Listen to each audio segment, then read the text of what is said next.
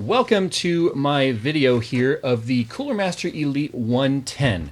As you can see, this thing is extremely tiny, and this would be appealing to you if you were looking at building some sort of a really tiny form factor case for maybe a home theater PC, maybe some sort of a really inexpensive home server, or maybe a Steam box. So if you're looking for something really tiny that you can still fit some powerful componentry in, then you don't want to miss this.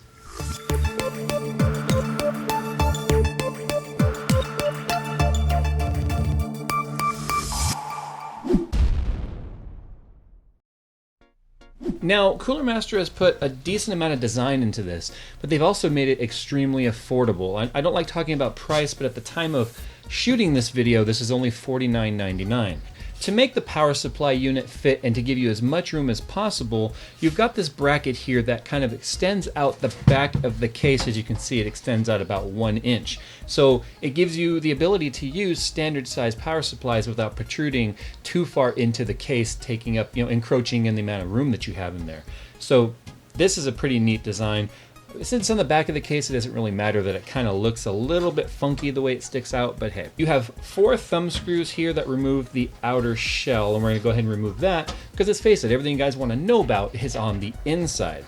Now when you deal with such a tiny form factor, heat is certainly your #1 concern. Now they have vents on all 3 sides of the case, so it doesn't really seem like heat is going to be too much of an issue if you are smart about the components that you put in here. I mean, I obviously wouldn't recommend going and putting the hottest components you can find in such a small case like this. Now you're going to find on the top and on the side, this is where you have your brackets for mounting your hard drives, as well as optional 80mm fans on here if you want to do that. You can put 80mm fans right here to create a little bit of a cross flow as well. Now on the top of the case here, being held in by 4 Phillips head screwdrivers, you have a plate here for mounting additional accessories. You can mount 2 SSDs on here, you can mount 2 full-size 3.5-inch hard drives on here, as well as you have some other screws that just kind of give you the ability to mount other things that you may find necessary.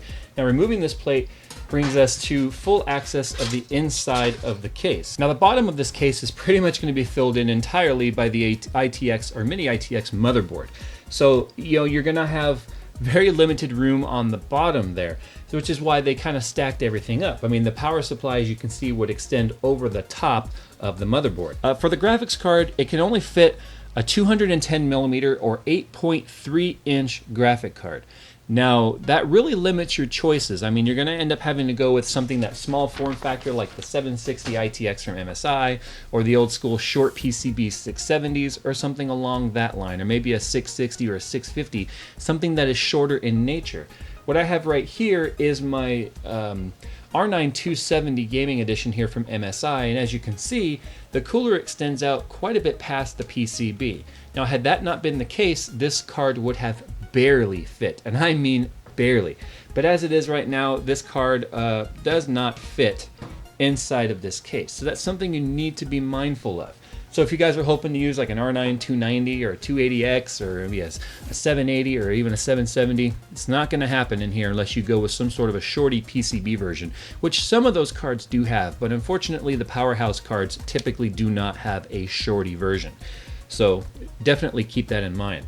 Now when it comes to the power supply, it says on here that you could use 180mm 7.1-inch long power supply with less cable management, friendliness, or you could go with a 142mm 5.6-inch with full cable management capabilities. So basically, the shorter the power supply or something designed for a small form factor like this, the easier the cable management is going to be. Now when it comes to front panel on here, you do have 2 USB 3.0, you have your headphone, you have your microphone jack, reset button, and a hard drive LED, and the power button is right here on the front, which is actually the Cooler Master logo. That's the button, and that illuminates as well when the power is turned on. Now behind the front panel, you will also find a 120mm fan pre-installed for you. There it is right there. But it also can accommodate a 140mm fan. Now when it comes to cooling options on this, if you want to put a all-in-one cooling unit in here, it has to be a 120mm radiator. A 140 in here just simply is too big, it does not fit. That's what she said. Now the maximum heatsink fan height that you can use on this if you want to go with a cooling tower is 3 inches or 76 millimeters. So keep that in mind. Now, but it has all the connectivity right here with black cabling, so it's a lot more stealth. You have your USB 3.0 cable on there. And you also on the side have more options here for mounting hard drives. So you could potentially mount 4 hard drives total in this thing, as well as a small 120 millimeter radiator, plus a short graphics card, an ITX, PSU. Everything would just fit nicely into this nice 1 cubic foot footprint here. Now, as with all things that I review, nothing is perfect. There are some things that I don't like about this. Number one, obviously, I wish it fit my longer graphics card. I believe the Elite 130 does. I would have to verify that information, so don't quote me on that, but I think the Elite 130 does fit a longer graphics card in there, as well as maybe a larger radiator. Now, on the bottom, the feet are plastic. They're not rubber, which I kind of feel like they could have just gone ahead and put the extra few cents in there. But then again, when you're looking at a $50 ITX solution, you really can't complain too much. Well, guys, there it is. Tell me what you think about the Elite 110. I think it's a cool little package. That's not what she said. No. But I think that you could do a lot with this, especially if you were looking at doing a Kaveri build with something like the Gigabyte F2A 88XN ITX motherboard and using a APU built into this. You could get a lot of power out of this and have a lot more room in there. So guys, there it is. Tell me what you think. What would you change about this case, and what do you like about this case? As always, I hope you guys have enjoyed this video. I hope it's helped you become smarter buyers, turning you into prosumers.